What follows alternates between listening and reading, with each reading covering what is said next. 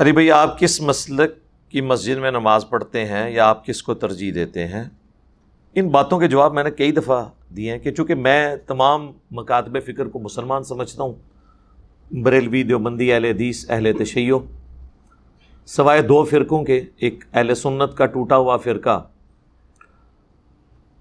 جس کی تکفیر کی گئی، قادیانی۔ اس کے لیے ہم فرقے کا لفظ اس لیے استعمال کرتے ہیں کہ قادیانی کو مذہب نہیں ہے، کوئی دین نہیں ہے۔ مذہب جو ہے آپ جا کے اپنے علماء سے پوچھیں تو وہ کہتے ہیں کہ اہل سنت میں 4 مذاہب ہیں: حنفی، شافعی، مالکی اور حنبلی۔ تو اب اس کے ساتھ انہوں نے 5ویں کو بھی ذکر کرنا ہے تو پھر کرتے ہیں۔ اب چونکہ ان کو ٹیکنیکلی نہ تو ٹرمنالوجیز کا پتہ ہے قرآن و سنت کی کہ کون سا اپروپریٹ ورڈ کس فرقے کے لیے یوز کرنا ہے، تو مذہب کا لفظ قادیانیوں کے لیے ہم یوز نہیں کر سکتے۔ وہ کوئی اسکول آف تھاٹ ہمارا نہیں ہے، وہ ایک فرقہ ہے جو اسلام سے ٹوٹ کے الگ ہو گیا۔ فرق کہتے ہیں مین جڑ سے ٹوٹ کر الگ ہونے والے کو، مذہب نہیں ہے۔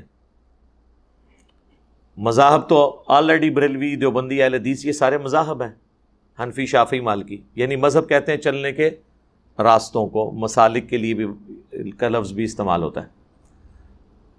تو چونکہ انہوں نے ایک ختم نبوت کے مسئلے میں بہت بڑا اختلاف کیا، اس وجہ سے ان کی تکفیر کی گئی، ہم انہیں کافر سمجھتے ہیں۔ اور دوسرا فرقہ جو اہل تشیع میں سے نکلا ہے، نوسیریہ، جو ہمارے سب کانٹیننٹ میں تو نہیں ہے لیکن شام کے اندر وہ موجود ہیں۔ اب سب کانٹیننٹ میں بھی ان کی کافی سارے ذاکرین نے آ کے ممبر سنبھال لیا ہے، جس کی وجہ سے علماء پریشان ہیں۔ دروشی پڑھیں، اللہم صلی علی محمد وعلی آل محمد۔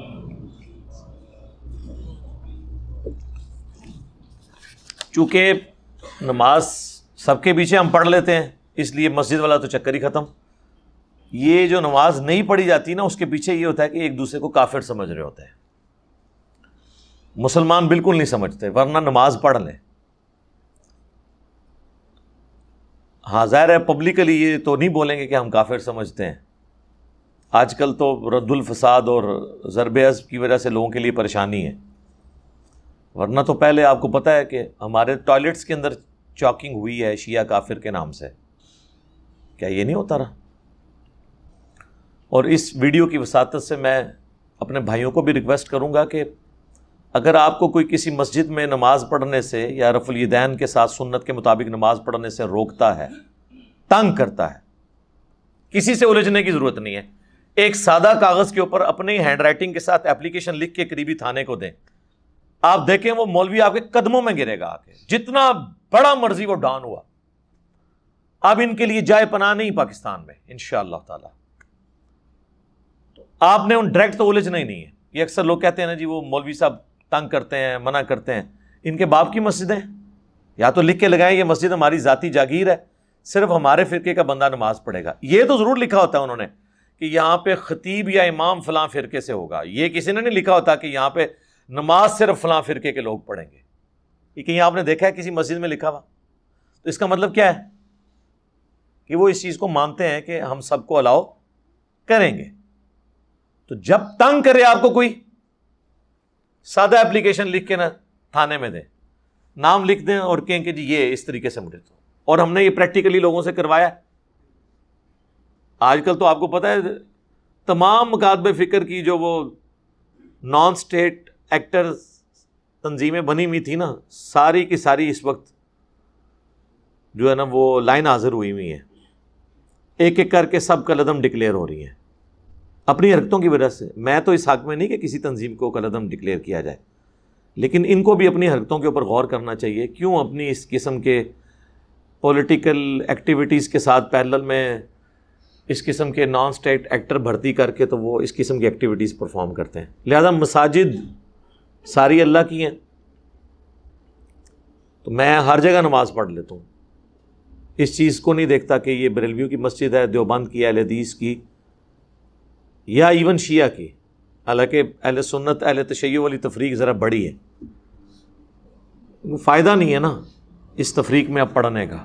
جب مسلمان سمجھ رہے ہیں تو پھر نماز ہو جائے گی۔ بیسیکلی یہ کفر اسلام کے فتوے اور کسی کے پیچھے نماز ہوتی ہے نہیں ہوتی، اس حوالے سے آپ کو قرآن و سنت میں کوئی بات نہیں ملے گی. یہ سارے علماء کے فتوے ہیں، چاہے پرانے علماء ہیں چاہے جدید دور کے علماء ہیں. فتویٰ آتے ہی اس وقت ہے جب قرآن و سنت میں کوئی بات موجود نہ ہو. میرا ایک معصومانہ سوال ہے کہ یہ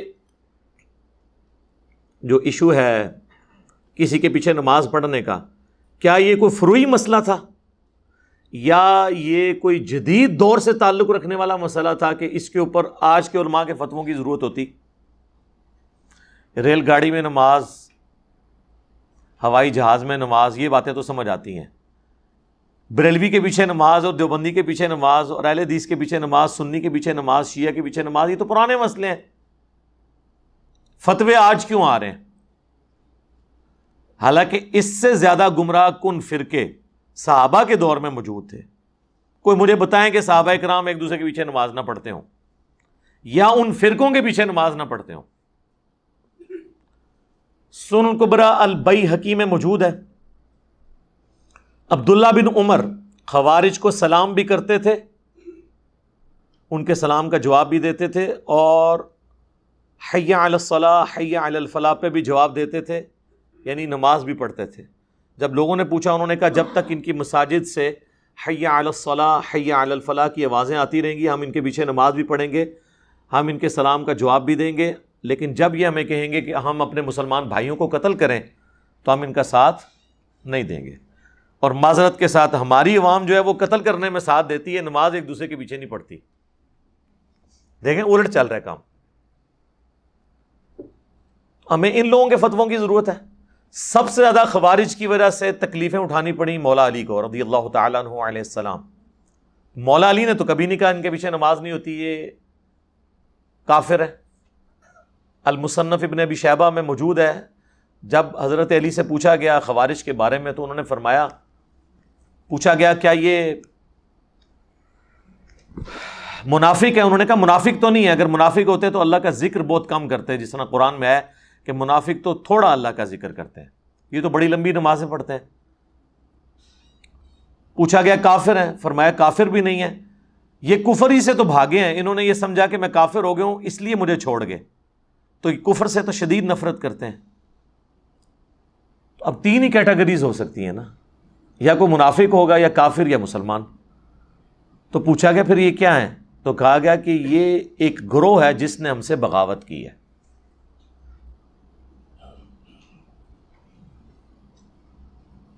تو یعنی مولا علی نے اس گروہ کو باقی گروہوں کی طرح ایک گروہ سمجھا جنہوں نے بغاوت کی خلیفہ برحق کے خلاف.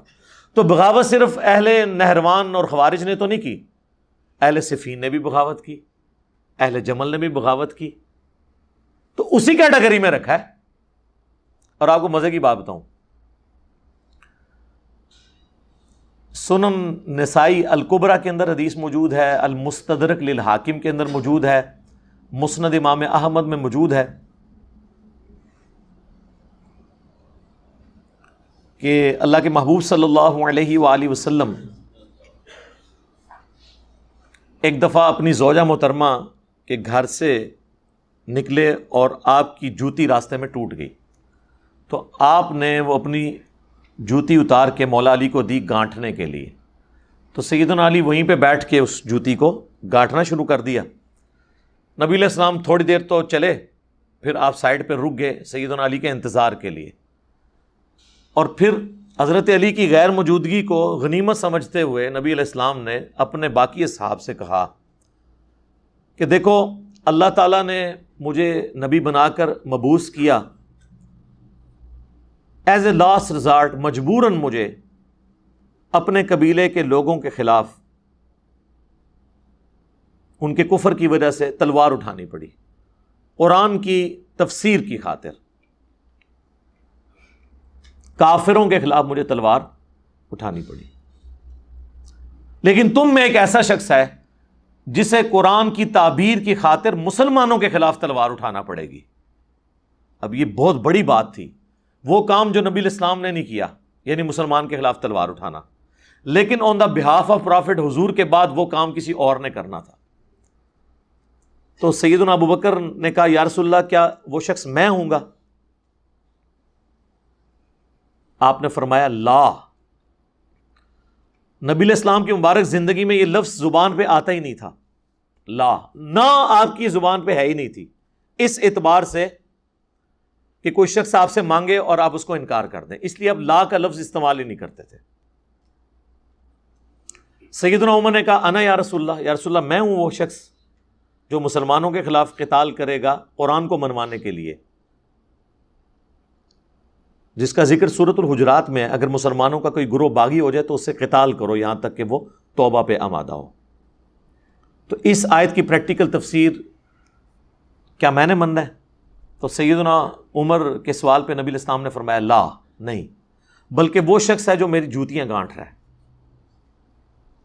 تو صحابہ اکرام دوڑے مولا علی کی طرف اور انہیں جا کے بتایا کہ اتنی بڑی بشارت آپ کے لیے کہ آپ نے نبی علیہ السلام کے بہاف پہ مسلمانوں کے خلاف تلوار اٹھانی ہے، ان کا قبلہ درست کرنے کے لیے، جس طرح نبی علیہ السلام نے ایز اے لاسٹ ریزارٹ کافروں کے خلاف تلوار اٹھائی۔ تو سیدنا علی مسکرا پڑے، صحابہ کہتے ہیں ہم سمجھ گئے کہ حضرت علی کو یہ بات پہلے سے معلوم تھی، آپ کا جو فیس ایکسپریشن تھا وہ یہ بتا رہا تھا کہ آپ کو یہ بات پہلے سے معلوم تھی۔ اب یہ حدیث ان کے گلے کا کانٹا ہے، کن کا؟ جو کہتے ہیں ایک دوسرے کے پیچھے نماز نہیں ہوتی، کیونکہ جب ہم کہتے ہیں نا خوارج کی بات کرتے ہیں نا ان سے، تو کہتے ہیں نہیں خوارج تو کافر ہیں، ان کی مثالیں نہ آپ دیں، ان کو تو کہتے ہی خارجی ہیں۔ لیکن جب یہ حدیث آتی ہے اور ہم کہتے ہیں یہ سیدنا علی نے کن مسلمانوں کے خلاف تلوار اٹھائی؟ جنگ جمل والوں کے خلاف، بلکہ مجبوراً اٹھائی، تلوار تو انہوں نے اٹھا لی تھی، ظاہر ریٹ آف دی گورنمنٹ کو چیلنج کیا تو پھر ریٹ آف دا گورنمنٹ تو اسٹیبلش کرنی تھی سیدنا علی نے، اسی وجہ سے مجبوراً ان کو اپنا دارالخلافہ کوفے شفٹ کرنا پڑا مدینہ شریف سے، کیونکہ سیدہ عائشہ، سیدنا طلحہ، زبیر رضی اللہ عنہم اجمعین، ہم تو ان کے لیے احترام رکھتے ہیں الحمدللہ، دنیا اور آخرت میں اللہ کے مقرب لوگوں میں سے ہیں وہ، ان کی غلطیوں پر ان کی نیکیاں بھاری ہیں الحمدللہ۔ تو اب ریٹ آف دا گورنمنٹ کے لیے بجائے دھرنا جو ہے وہ مدینہ شریف میں آ کے دینے کے، جہاں پہ خلیفۃ المسلمین بیٹھے تھے، انہوں نے جا کے کوفے پہ خود چڑھائی کرنا شروع کر دی، تو پھر سیدنا علی کو مجبوراً یہاں سے نکل کے عراق جانا پڑا۔ جب ہم یہ بات کرتے ہیں کہ میرے بھائی یہ دیکھیں یہ سارے معاملات، اب تو محرم کا مہینہ بھی آنے لگا ہے تو مجھے بائی چانس یہ باتیں ذہن میں آنا شروع ہو جاتی ہیں، لیکن اس سے جڑی ہوئی ہیں۔ ہم کہتے ہیں مسلمانوں کے خلاف جو تلوار اٹھائی نا، اس سے مراد پھر جنگ جمل والے اور جنگ صفین والے لوگ ہیں، کیونکہ مسلمان تو حضرت عائشہ، طلحہ، زبیر رضی اللہ عنہم اجمعین اہل جمل، اور اہل صفین میں حضرت معاویہ، حضرت عمر بن عاص اور حضرت مغیرہ ابن شعبہ رضی اللہ عنہم اجمعین، یہ ہیں۔ وہ کہتے ہیں نہیں یہ مراد نہیں ہے، ان سے مراد خوارج ہیں، کیونکہ حضور نے فرمایا تھا مسلمانوں کے خلاف حضرت علی کو تلوار اٹھانی پڑے گی۔ تو یہ جو آپس کی ان کی جنگیں نا، ان میں ہمیں خاموش رہنا چاہیے۔ یہ حضرت علی نے ان کے خلاف جو تلوار اٹھائی نا، اس مسئلے کو ڈسکس نہ کریں۔ یہ جو حضور نے کہا تھا نا کہ نبی علیہ السلام کی ڈیوٹی پوری کریں گے حضرت علی، اب یہاں ماننا پڑ جائے کہ حضرت علی نے جنگ صفین اور جمل رسول اللہ کی ڈیوٹی پوری کی ہے، تو پھر ان کی پوری ناسبیت دھڑام سے نیچے آ جاتی ہے۔ تو پھر وہاں کہتے ہیں نہیں یہ جو کہا گیا نا مسلمانوں کے خلاف تلوار اٹھانی پڑے گی، اس سے مراد خارجی ہیں، تو سر پھر خوارج کو آپ نے مسلمان مان لیا۔ اگر خارجی مسلمان ہے تو بریلوی، دیوبندی، اہل حدیث، شیعہ کیوں نہیں مسلمان؟ حالانکہ خارجی جو ہیں وہ صحابہ کو کافر کہتے تھے۔ تو آج اگر کوئی کہتا ہے جی فلاں کافر، اس کی بنیاد پہ آپ اسے کافر نہیں کہیں گے، لیکن اس کی اصلاح ضرور کریں گے کہ اس کی وجہ سے کفر دون الکفر تو ہو جائے گا نا، یعنی کفر لوٹ آتا ہے جو بندہ ناحق کسی کو کافر کہتا ہے، لیکن اس کے پیچھے بھی پھر پوری وہ ایک شرائط ہے، ایک معاملہ لادا ہے۔ تو میں نے آپ کو بتایا کہ صحابہ کرام میں اتنی ٹالرنس تھی۔ سیدنا عثمان کو دیکھیں، صحیح بخاری میں اوپر تلے 2 حدیث ہیں، 694 اور 695، اس پہ باب باندھا امام بخاری نے بدعتی اور باغی کے پیچھے نماز پڑھنے کا حکم، یعنی بدعتی ہو باغی ہو اس کے پیچھے آپ نماز پڑھیں گے۔ اور پہلی حدیث لے کے حضرت ابو ہریرہ سے کہ وہ کہتے ہیں کہ نبی علیہ السلام نے فرمایا کہ ایک وقت آئے گا کہ ایسے امام تم پر مسلط ہوں گے جو تمہیں غلط نمازیں پڑھائیں گے. تو حضرت ابو ہریرہ نے کہا یا رسول اللہ میں کیا کروں؟ فرمایا ان کے پیچھے نماز پڑھ لینا، ان کی غلطی کا وبال انہی پہ ہوگا. یعنی اگر کوئی امام رفع الیدین نہیں کرتا تو اس کی غلطی کا وبال اس پہ، آپ اس کے پیچھے نماز پڑھ لیں. آج کے دور میں تو ہم یہ بات کریں گے. ویسے تو حنفی آپ کو کہتے ہیں جناب کہ جی جب امام حنفی ہو تو آپ پیچھے رفع الیدین چھوڑ دیا کریں، امام کی پیروی کریں. ہم کہتے ہیں ٹھیک ہے، پھر قائم رہنا ہے، اپنے وضو کو اب توڑنا نہیں ہے. تو تم حج کی ٹریننگ کے دوران حنفی پبلک کو یہ بتاتے ہوگے کہ امام کعبہ رفع الیدین کرتا ہے، امام کی پیروی کرنی چاہیے، لہٰذا سارے بریلوی دیوبندی جب حج عمرے کے لیے جائیں تو رفع الیدین سے نماز پڑھیں. ہیں اگو پریشان ہو جاتے تھے. انہوں نے سوچی نہیں ہوتا کہ اتنا برا وقت آنا سی ساڈے تے کہ ایسی شے نہ تے مسلط ہونی سی جس نے ٹرنز دا ٹیبل اوور کرنا تھا، انہی کے اصول اور مبادی پہ ان سے سوال کرنا تھا. جب آپ ہمیں مشورہ دے رہے ہیں کہ ہم بغیر رفع الیدین کے آپ کے اماموں کے پیچھے نماز پڑھیں، تو آپ بھی اپنی حج ٹریننگ کی کتابوں میں ان سیشنز کے اندر لکھیں نا کہ آپ نے امام کعبہ کے پیچھے رفع الیدین کے ساتھ جا کے نماز پڑھنی ہے، امام کی پیروی کرنی چاہیے. ادھر ان کے سارے اصول ٹوٹ جائیں گے، لہذا ان کی منافقت کھل جائے گی. میں نے ان کے جو میک اپ زدہ چہرے تھے نا، ان سے صرف میک اپ نہیں، ان کی کھالیں بھی اتار دی ہیں. آپ کو پتہ ہی تھا انہوں نے ماسک چڑھائے ہوئے تھے، بعض نے داڑیاں رکھی ہوئی ہیں، بعض نے داڑیاں لٹکائی ہوئی ہیں. یہ مفتیوں کی ویڈیوز نہیں آ رہی ہیں آپ کے سامنے؟ 70 سال کے مفتی کس طرح کی ایکٹیویٹیز کے اندر انوالو ہیں.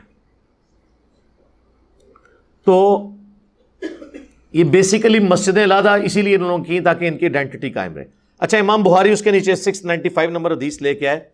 سیدنا عثمان جب محصور ہو گئے، بلوائیوں نے ان کے گھر کو گھیر لیا، مسجد نبوی تک جانے پہ ان کے روک لگا دی، تو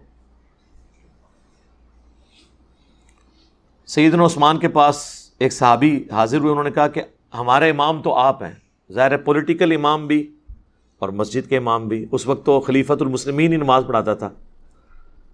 اس وقت مسجد پہ باغیوں کا قبضہ ہے اور فتنوں کا امام ہمیں نماز پڑھا رہا ہے، ہمیں خطرہ ہے ہم گناہ میں مبتلا نہ ہو جائیں کہ ہم آپ کو چھوڑ کے اس کے پیچھے نماز پڑھیں. تو کیا آپ ہمیں اجازت دیتے ہیں اس بات کی؟ تو سیدنا عثمان نے کہا کہ نماز ہی تو مسلمانوں میں ایک نیکی کا کام ہے، اس نیکی کے کام میں ان کا ساتھ دو اور برائی میں ان سے الگ رہو. یعنی سیدنا عثمان جو ڈائریکٹلی افیکٹی تھے ان کے، اس کے باوجود کہا کہ نماز ان کے پیچھے پڑھو. آپ دیکھ لیں حضرت عثمان کی سنت پہ اس وقت میں عمل کر رہا ہوں خود بھی، بلکہ ایک سٹیپ آگے چلا گیا ہوں اس حوالے سے کہ حضرت عثمان کو تو وہ نکلنے نہیں دیتے تھے. حضرت عثمان نے تو اپنے ساتھیوں کو کہا نا کہ ان کے پیچھے نمازیں پڑھو، اور میں تو خود ان کے پیچھے جا کے نمازیں پڑھتا ہوں جو میرے خلاف جمعے پڑھا کے مجھے مرتد، ملحد، پتہ نہیں کیا کیا لفظ نہیں بول دیتے. تو حوصلہ آپ دیکھ لیں. تو ہم اصل میں عثمانی ہم ہیں، ہم ہی صدیقی ہیں، ہم ہی فاروقی ہیں، ہم ہی عثمانی ہیں اور ہم ہی علوی ہیں الحمدللہ، اور ہم بھی محمدی ہیں صلی اللہ علیہ وآلہ وسلم. صلاۃ بر محمد وآل محمد، اللہم صلی علی محمد وعلی آل محمد. تو اس پہ امام بخاری نے 695 نمبر حدیث اور 694 کے اوپر باب باندھا ہے کہ باغی اور بدعتی کے پیچھے نماز پڑھنے کا حکم ہے. یعنی خلیفہ راشد نے یہ ہمیں حکم دیا ہے کہ ہم باغی اور بدعتی کے پیچھے نماز پڑھ لیں. اچھا، حضرت امام بخاری نے تو اس سے یہ رزلٹ نکالا. اب اس کے بعد آگے کوئی مولانا صاحب یہ فتویٰ دیتے ہیں کہ جی فلانے کے پیچھے نماز ہوتی ہے کہ نہیں، تو پہلے یہ طے کرو کہ کیا ان کا جرم حضرت عثمان غنی کو شہید کرنے سے بڑا ہے؟ ان کی گمراہی حضرت عثمان کے جو مخالفین نے جس لیول پہ حضرت عثمان کو ٹریٹ کیا اس سے بڑھ کر ہے؟ کون یہ جرت کرے گا؟ تو مسئلہ بالکل کلیئر ہے. یہاں پہ آپ دیکھ لیں، کہتے ہیں امام کعبہ کے پیچھے نماز نہیں ہوتی، بریلوی یعنی ان کی ویڈیوز ریکارڈڈ ہے. اہل حدیث کہتے ہیں بریلویوں کے پیچھے نماز نہیں ہوتی. اس طریقے سے ہر فرقہ دوسرے کے بارے میں یہ بات کر رہا ہوتا ہے. صرف شیعہ کے اندر میں نے ٹالرنس دیکھی ہے، اور وہ بھی اس لیے کہ ان کی ایک سمجھ لیں اپنی فقہ کے اندر یہ چیز موجود ہے، اس کی وجہ سے وہ اس کو فالو کر رہے ہیں کہ وہ سب کے پیچھے نماز پڑھ لیتے ہیں. امام کعبہ کے پیچھے آپ کو بریلوی نماز پڑھتے ہوئے کم نظر آئیں گے، اہل تشیع سب کے سب امام کعبہ کے پیچھے نماز پڑھتے ہیں، وہ کہتے ہیں ہو جاتی ہے نماز۔ نمازیں الگ نہیں کرنی، نمازیں اس لیے الگ کی گئیں کہ اس کے پیچھے مینٹالٹی سمجھیں۔ یہ ایک دوسرے کو کافر کیوں کہا گیا؟ تاکہ ہمارا بندہ دوسرے کی مسجد میں نہ جائے، تاکہ ہمارا چندہ دوسرے مسجد میں نہ جائے۔ ہاں، پیچھے ریزن ہی یہی ہے، واللہ یہی ریزن ہے، ایک ہی ریزن ہے۔ جب تک آپ ایک دوسرے کو کافر نہیں کہیں گے تو پبلک تو مکس ہوگی، وہ کبھی قربانی کے جانور میں وہاں جا کے حصہ ڈال لے گی، کھال کسی اور کو دے دے گی۔ جب آپ کہیں گے یہ ہے ہی کافر ہے، ان کے پیچھے نماز نہیں ہوتی ہے، تو آپ نے جا کے وہاں پہ جب گھسنا ہی نہیں تو چندہ ان کو کہاں سے جا کے دینا ہے؟ ایون کہیں مجبوراً گھس بھی گئے تو چندہ دیے بغیر آپ واپس آ جائیں گے۔ تو بیسیکلی یہ ریزن تھی جس کی وجہ سے انہوں نے کہا ایک دوسرے کے پیچھے نماز نہیں ہوتی۔ صحابہ کرام میں یہ لالچیں موجود نہیں تھیں کہ وہ اس طرح کے کام کرتے، اس لیے انہوں نے کبھی یہ فتویٰ نہیں دیا کہ فلاں کے پیچھے نماز ہوتی ہے، فلاں کے پیچھے نماز نہیں ہوتی۔ وہ ہمیشہ ایک دوسرے کے پیچھے، ایون گمراہوں کے پیچھے نمازیں وہ پڑھتے رہے ہیں۔ وہ گمراہ بھی جن کے بارے میں آج لوگ کہتے ہیں جی وہ کافر تھے، یعنی مختار سقفی کے جو ماننے والے لوگ تھے، ان کے پیچھے عبداللہ بن عمر سنن الکبریٰ البیہقی میں آتا ہے کہ خوارج کے پیچھے بھی نماز پڑھتے تھے اور ان کے پیچھے بھی نماز پڑھتے تھے۔ ایون وہ حکمران جنہوں نے مال غنیمت میں خورد برد کیا، ان کے پاس زکاتیں بھی اپنی جمع کرواتے تھے، بھئی ہم تو بری ذمہ ہو گئے ہیں، اب جو غلطی ہے وہ ان کا وبال انہی پہ ہوگا۔ یہاں پہ ایک دوسرے کے پیچھے نماز پڑھنے کا کوئی تصور نہیں، پیچھے چندہ بک ہے۔ اسی کانٹیکس میں تو میں نے آپ کو فتویٰ بتایا تھا نا اعلیٰ حضرت کا، احکام شریعت کے اندر، اور ملفوظات اعلیٰ حضرت، ملفوظات اعلیٰ حضرت کی پہلی جلد تو خود اعلیٰ حضرت نے پڑھی ہوئی ہے، لہٰذا کوئی یہ کہہ نہیں سکتا کہ ان کے بیٹے نے اپنی طرف سے گپیں ان کی طرف منسوب کر دی ہیں۔ ملفوظات اعلیٰ حضرت کے اندر ان سے 3 سوال ہوئے ہیں۔ پہلا سوال ہوا ہے کہ یہ جو وہابی ہیں، دیوبندی اور اہل حدیث، ان کو کمبائنڈ وہابی کہتے ہیں وہ، تو وہابی اگر نماز پڑھا رہا ہو تو ہم ان کے پیچھے نماز پڑھیں یا الگ سے پڑھیں؟ تو ان کا کہ وہابیوں کی تو اپنی نماز نہیں ہوتی ہے، تو ان کے پیچھے کہاں سے نماز ہوگی؟ نہ ان کی نماز ہے، نہ جماعت ہے۔